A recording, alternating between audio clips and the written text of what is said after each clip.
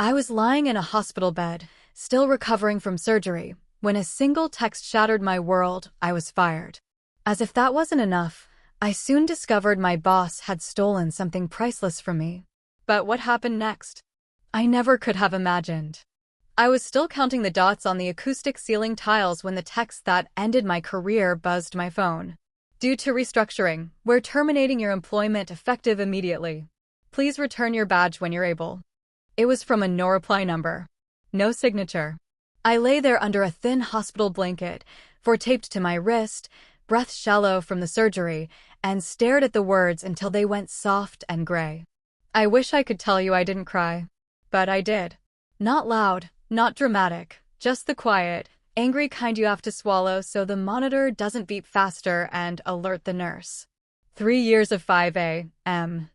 alarms, 2 product launches, a crisis no one else could solve, and one awful boss later, and I got fired by a robot while I was half-drugged and bruised. It felt insulting and somehow deliberate. Like someone wanted me to see it when I was at my weakest. "Phone okay?" asked the nurse, Jamie, a woman with inked constellations on her forearm. She adjusted my drip, her voice a soft umbrella. "Yeah," I said, lying. "Just spam." When Jamie left, I read the text again, then scrolled up. The last message from my manager, Scott, was 3 days ago. "Don't worry about the board review, I've got it." That was before the ruptured appendix, before the ambulance, before the hours of white light and strangers' hands. "I've got it," he said. Maybe he meant my neck. I closed my eyes and pictured Monday morning at the office, the glass conference room, the polished silence. I saw Scott gliding through slides full of my work, my data, my strategy deck.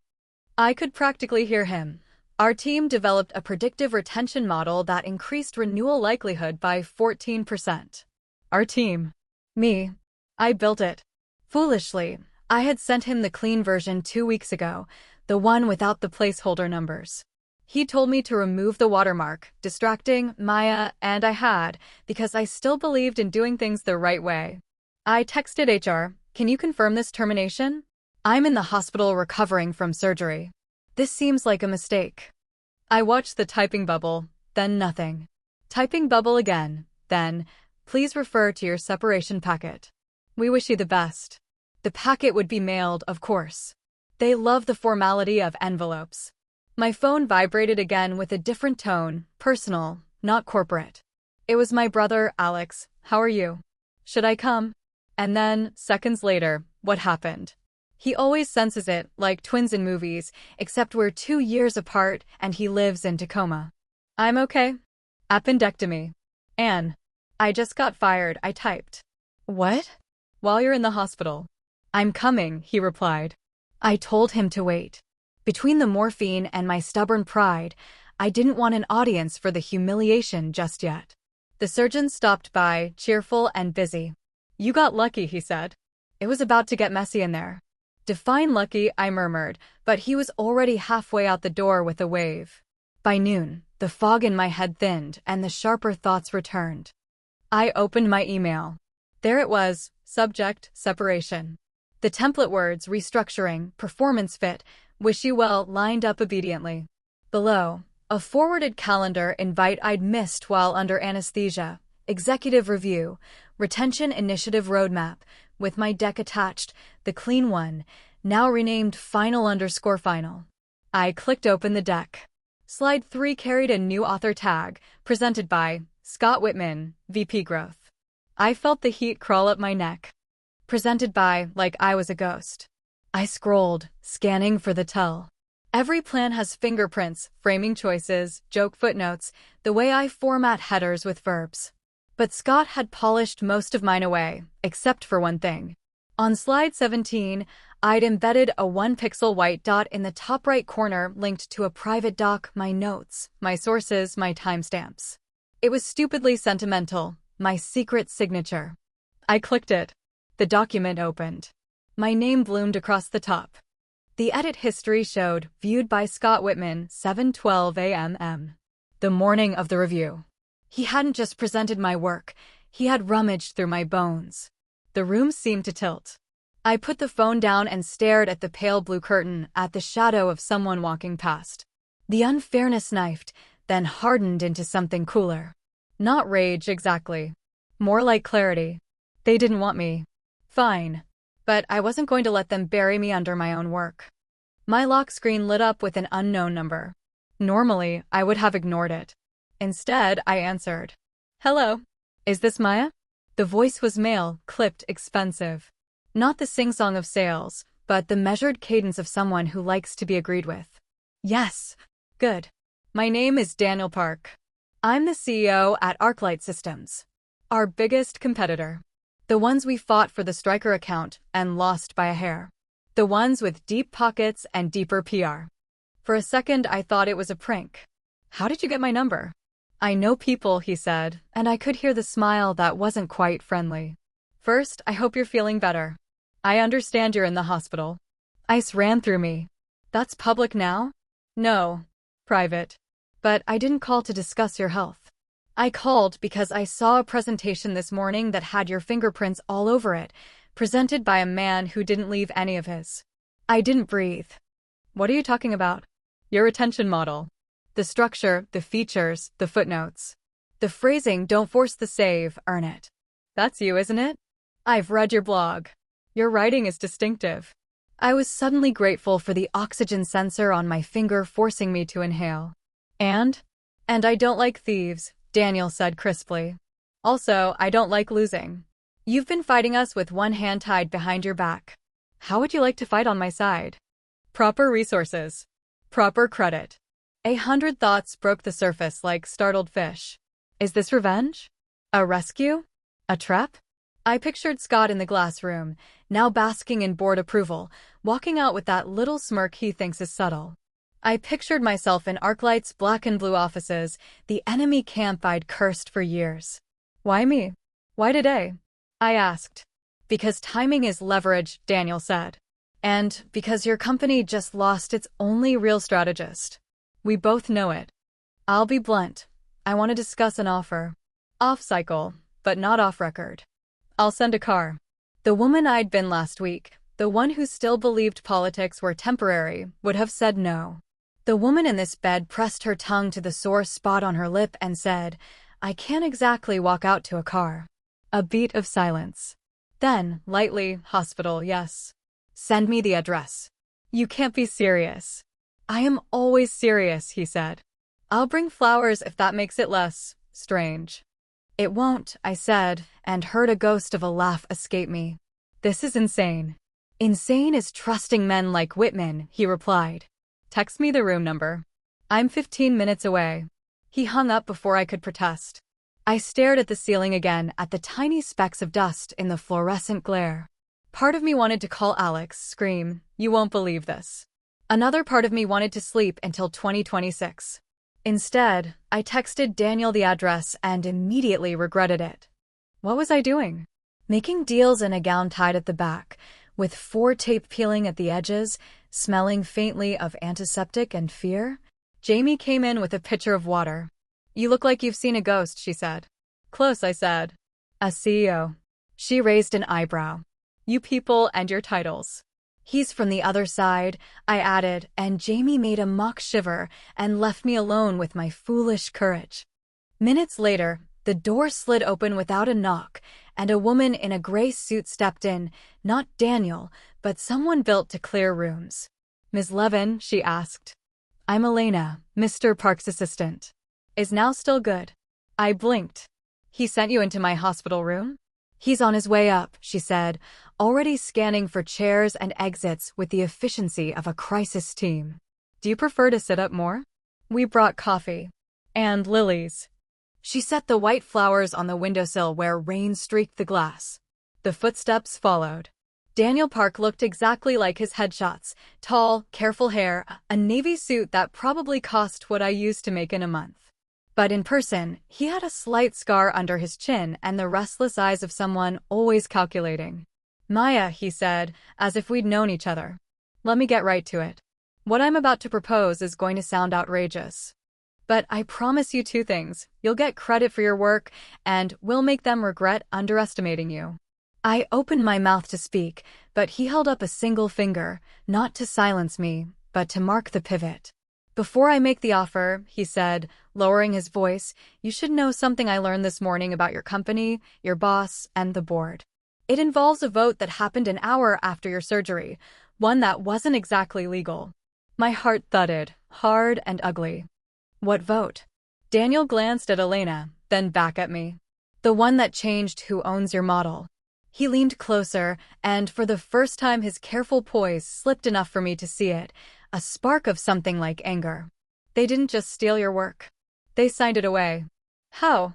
I whispered. It's my original research. I have notebooks. Drafts. Timestamps. Exactly, he said softly. Which is why, if you want to blow this open, I need you to say yes to what I'm about to ask. The monitor beeped once as if to warn me not to stop breathing. I gripped the side rails, the lilies smell suddenly too clean, too bright. What are you asking, Daniel? I said. He looked me dead in the eye. Help me buy your company's future out from under them. He paused, a precise second. But first, we're going to crash their board meeting tonight. I never thought I'd see the CEO of ArcLight Systems standing at the foot of my hospital bed, but there he was, perfectly pressed navy suit among antiseptic walls and squeaky rubber floors. He didn't sit immediately. He watched me first, like a man assessing a chessboard before moving a piece. You've been underestimated, he said, his voice low and deliberate. And underestimated people are dangerous. Dangerous. The word tasted strange, but it warmed me more than the blanket on my lap. I'd spent years being called dedicated, hardworking, supportive, all nice, neutral words that meant nothing when the boardroom door shut. Dangerous was new. Dangerous meant power. I adjusted myself against the pillow. You're telling me they signed my work away? How? It's not theirs to give. Daniel's jaw tightened. He nodded to Elena, who slid a folder from her leather bag and placed it on my tray table, right next to the untouched lime jello. Inside were copies of minutes from a board meeting, not 2 hours old. My company had voted to classify all intellectual property developed in my department as collective contributions retroactively. Effective immediately, all models, prototypes, and research belonged to the corporation, not individuals. They did this quietly under operational housekeeping, Daniel explained. But it's a weapon, and they aimed it straight at you. I felt my throat close. So they knew. They knew I was in surgery, and they waited until I couldn't object. They wanted you silent, he confirmed. But you're not, are you? Silence stretched between us. My heart monitor betrayed me with a jump. I hated that he could see how deeply it cut. So what's your game, Daniel? You swoop in like some corporate savior, but why? Why me? He leaned forward, elbows on his knees, eyes sharp. Because Whitman is sloppy. Because I know stolen work when I see it. And because you're the only one who can help me break them before they break us. You have the blueprint. You know where the cracks are. And I'm willing to give you everything they denied you. Everything. I asked, bitterly. Credit? Salary? A bouquet of lilies? His lips quirked. Control. Resources. Protection. And revenge. The word pulsed in the sterile room like a forbidden prayer. Revenge. I had imagined it, yes, in whispers, in passing thoughts, but here it was, spoken out loud, offered like a contract. I don't work for free, I said carefully. Good, Daniel replied. Because I don't hire martyrs. I hire warriors. Tonight, I'm walking into a boardroom where your model is about to be paraded as their crown jewel. I want you on that call. I want you to hear it with your own ears. And then I want you to help me dismantle it. I laughed, sharp and humorless. You want me to crash my own company's meeting? From a hospital bed? Yes, he said simply. I'll have Elena set up the connection. You can listen, you can speak if you want. But I promise you, what you'll hear will make your decision very easy. I shook my head, dizzy from pain meds and disbelief. This is insane. It's not even legal. Daniel's gaze didn't waver. Neither is what they just did to you. The lilies by the window swayed gently as if the rain agreed. An hour later, the screen of a slim ArcLight laptop glowed against my blanket. Elena had positioned it carefully, angled so the 4 didn't tug when I shifted.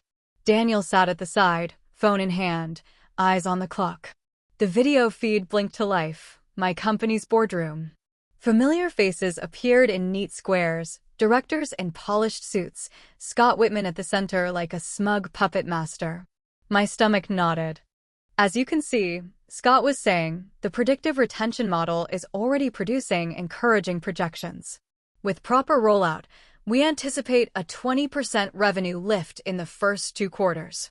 I wanted to scream. Those were my projections. My formulas.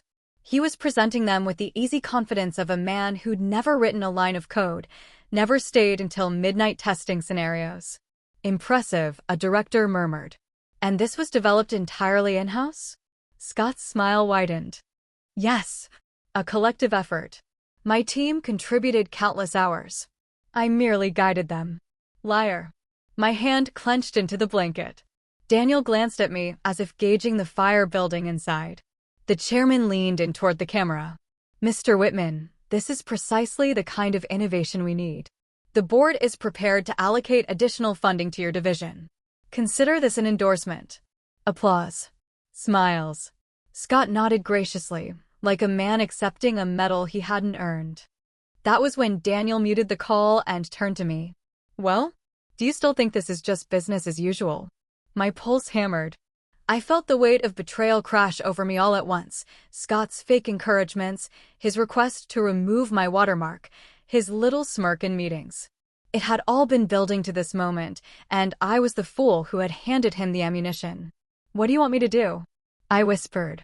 Daniel's eyes glittered. Give me the weapon to take him down.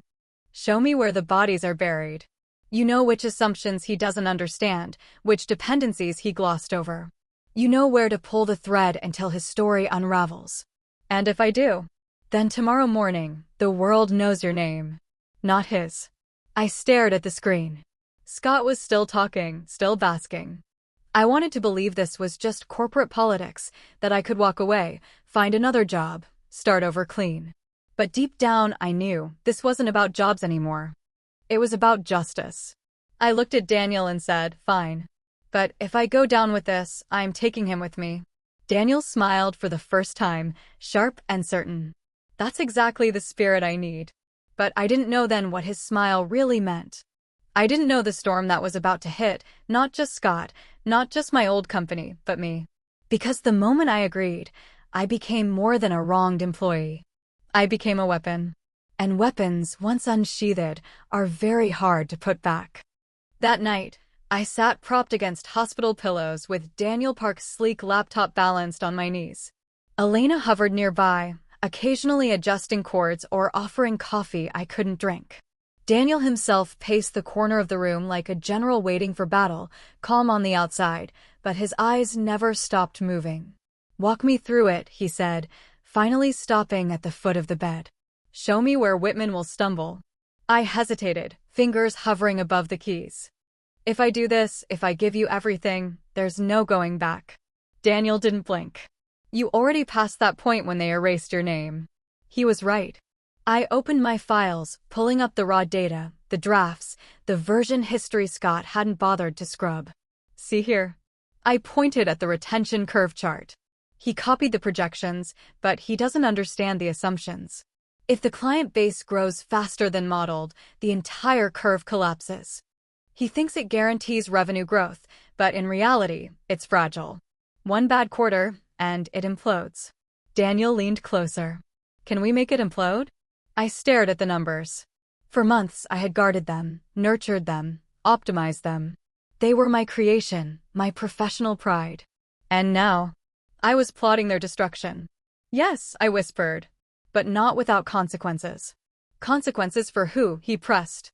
For him, I said, my voice steadying. And for anyone foolish enough to stake their credibility on something they don't understand. A flicker of satisfaction crossed Daniel's face. Then let's build the trap. Over the next 2 hours, I walked him through everything Scott didn't know. The hidden dependencies. The placeholders disguised as permanent inputs. The buried footnotes no one ever read. Every model has a skeleton key, and I had hidden mine well. Scott thought he was parading a fortress, but in truth, he was standing on stilts. Elena scribbled notes like a court stenographer. So if we ask the right question, she said, he'll expose himself? Exactly, I said. One push in the wrong place, and the whole thing crumbles. Daniel's pacing stopped. He turned to me, sharp and direct. Tomorrow morning, there's a joint call with investors. Whitman will present again. I want you on that call. Anonymous.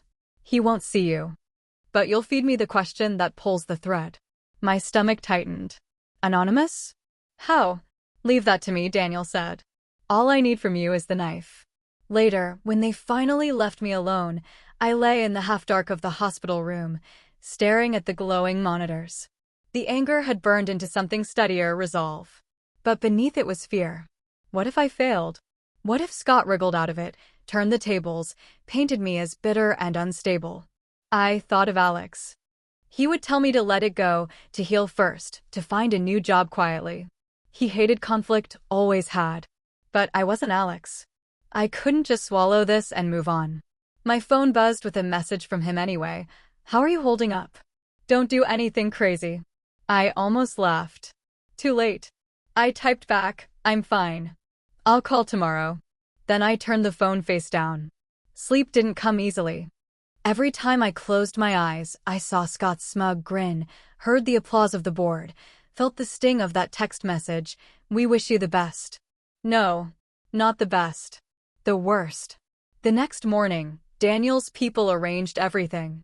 By the time the investor call began, I was set up in a private ArcLight conference room. Yes, they had moved me out of the hospital overnight, under the pretense of special care. It was disorienting, surreal. But I was too wired to protest. Through the glass wall, I saw Daniel across the hall, standing with a headset, looking every inch the poised CEO. Elena gave me a reassuring nod from the doorway. The call began. Faces appeared in neat digital rows, investors, analysts, board members. And, in the largest tile, Scott Whitman, polished as ever. And as you can see, he was saying again, our retention initiative is projected to outperform expectations by a significant margin. This model represents a breakthrough for our growth strategy. I muted my mic and whispered into the secure chat Daniel had set up. Ask him about scenario volatility if client growth exceeds 15% in Q2. Seconds later, Daniel's smooth voice filled the call. Mr. Whitman, interesting numbers. But could you clarify how the model performs if client growth surpasses 15% in the second quarter? What volatility safeguards do you have in place? I held my breath. Scott blinked. He opened his mouth, closed it again. Well, the model accounts for natural variance, he said finally, shuffling his papers. Our projections show stability even under aggressive conditions. Lie. I knew it. Daniel knew it. I typed, follow up. Ask him to share the sensitivity analysis. Daniel obliged. Could you walk us through your sensitivity analysis on that scenario? Scott froze. His jaw tightened. He glanced off screen, probably at some analysts scrambling for help. We, don't have those numbers on hand. But I assure you, the model is robust. Murmurs rippled through the investor feed. Doubt. Questions. Daniel pressed again, voice calm but razor-sharp. So you're presenting a model you can't substantiate under high-growth conditions? That seems risky. The silence that followed was deafening. Scott's face flushed, his composure unraveling. And me? I felt something bloom in my chest I hadn't felt in weeks. Power. The call ended in chaos, investors demanding reports, directors pressing for explanations. Scott's smile had cracked wide open, revealing the fear underneath. Daniel entered the room a moment later, pulling off his headset. Perfect, he said. You just watched him hang himself. I should have felt triumphant. And part of me did. But another part whispered, this isn't over. Scott won't just vanish quietly. He'll come for you. And I wasn't wrong. Because an hour later, my phone buzzed with a blocked number. I answered without thinking. Maya, Scott's voice hissed through the line. I know what you did. And if you think you can play games with me, you have no idea how much I can ruin you. My blood turned to ice. He knew. And suddenly, I realized I hadn't just stepped into a game. I'd declared war. Scott's voice still echoed in my ear long after the call ended. I know what you did. I can ruin you. The words wrapped around my chest like barbed wire. For a moment, I sat frozen in the ArcLight conference room, the glow of the investor screens fading from my vision. Then I forced myself to breathe. He called me, I whispered, looking up at Daniel. He knows. Daniel didn't flinch. Of course he knows. He's desperate. But remember, desperation makes men sloppy. Easy for him to say. My stomach churned. Scott wasn't just a smug executive anymore. He was a cornered animal. And cornered animals bite. That afternoon, I got the first sign of his bite.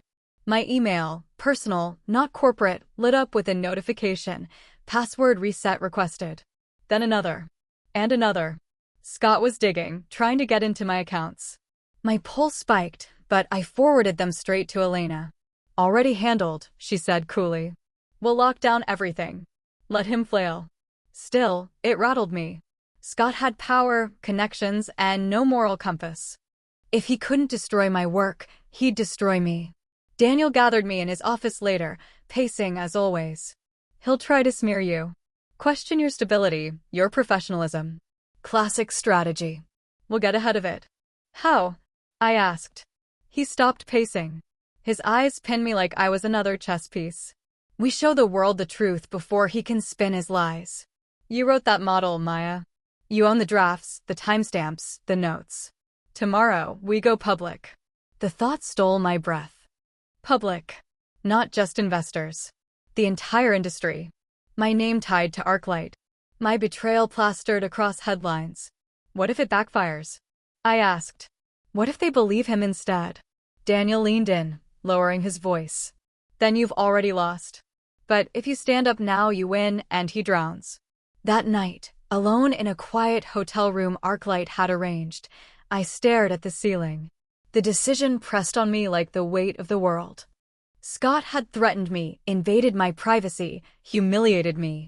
But to go public meant no turning back. I would become a symbol, either of betrayal or of justice. My phone buzzed on the nightstand. A text from Alex. You okay? You've been quiet. Don't let them use you. I stared at the words, my throat tightening. Maybe he was right. Maybe Daniel was using me. But then I remembered Scott's voice, dripping with venom. I can ruin you. No. He didn't get the last word. I picked up the phone, typed 3 words to Daniel, and hit send. Let's do it. The press conference was never meant to be mine. ArcLight announced it as a strategic briefing, a routine update for investors and media. But Daniel had other plans. Remember, he told me as we stood behind the stage curtain, this isn't just about proving your work. It's about reclaiming your name. When you speak, you own the room. Don't think about Scott. Think about the truth.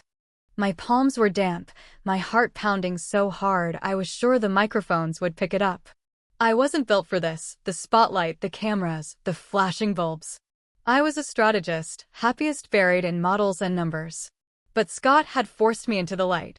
And I was done hiding. When Daniel stepped to the podium, the cameras clicked like gunfire. He spoke smoothly. As always, at ArcLight, we value integrity as much as innovation. Today, we're addressing a matter of both. He gestured toward me. My legs carried me forward before my brain caught up. The lights were blinding, the audience a blur of faces and lenses. My name is Maya Levin, I began, my voice trembling before it steadied. For 3 years, I worked at Lidell Technologies, where I developed a predictive retention model. Last week, while recovering from emergency surgery, I was fired. The next morning, my work was presented, without my name, by my manager. A ripple of murmurs spread through the crowd. I took a breath, pushed on. I have drafts, timestamps, proof of authorship. They tried to erase me, but the truth leaves fingerprints. And today, I'm here to say, I will not be erased. The words surprised even me. They weren't rehearsed. They spilled out raw, sharp, burning. And for the first time since that text in the hospital, I felt like I was standing on my own 2 feet. The questions came fast. Do you have evidence? Are you accusing Lidell of theft? What's your next step? Daniel fielded some, calm and corporate, but I answered the one that mattered. What do you want, Ms. Levin? A reporter asked. I looked straight at the sea of cameras. Credit. Accountability. And for people like Scott Whitman to know, you can't build an empire on someone else's bones and expect it to stand. The room erupted. 2 hours later, the headlines were everywhere. Whistleblower exposes corporate theft, fired in hospital bed. Analyst fights back. ArcLight CEO stands with rivals, betrayed employee. My phone buzzed nonstop.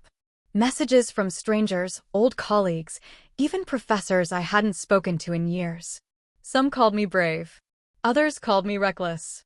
But no one called me invisible. For the first time, the world saw me.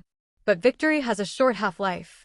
That evening, as I sat in the hotel room watching the coverage replay, a new headline crawled across the screen.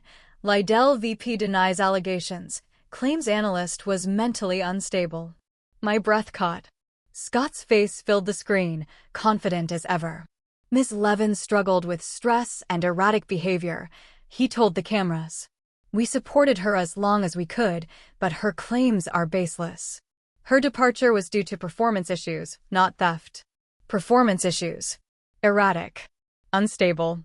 He was painting me as the hysterical woman, the unhinged employee. And some people, would believe him. My phone buzzed again. This time, it was Alex. I just saw the news. Come home. Please. Don't let this ruin you. Tears blurred the screen, but I blinked them away. Because underneath the fear, the humiliation, the ache, one truth remained. Scott was afraid. That's why he was lashing out. And if he thought I was done, he had no idea how wrong he was. Scott thought he could drown me with lies. Unstable. Erratic.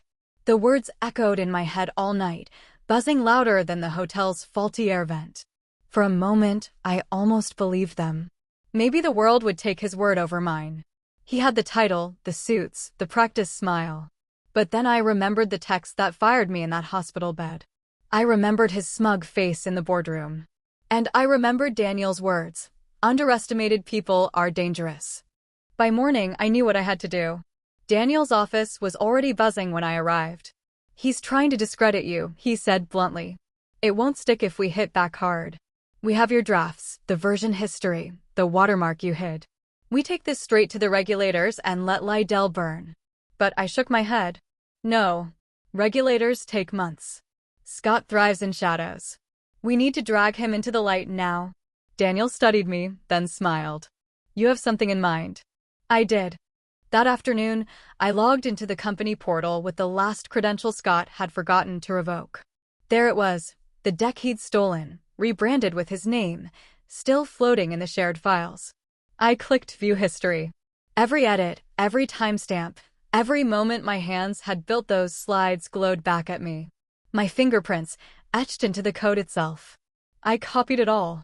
And then, with Daniel's team's help, I set the trap.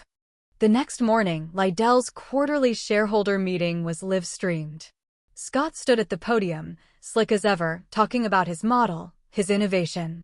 I waited until his voice hit its peak of confidence, then dropped the file. Across every shareholder's screen, the presentation froze and a new slide appeared, authored by Maya Levin.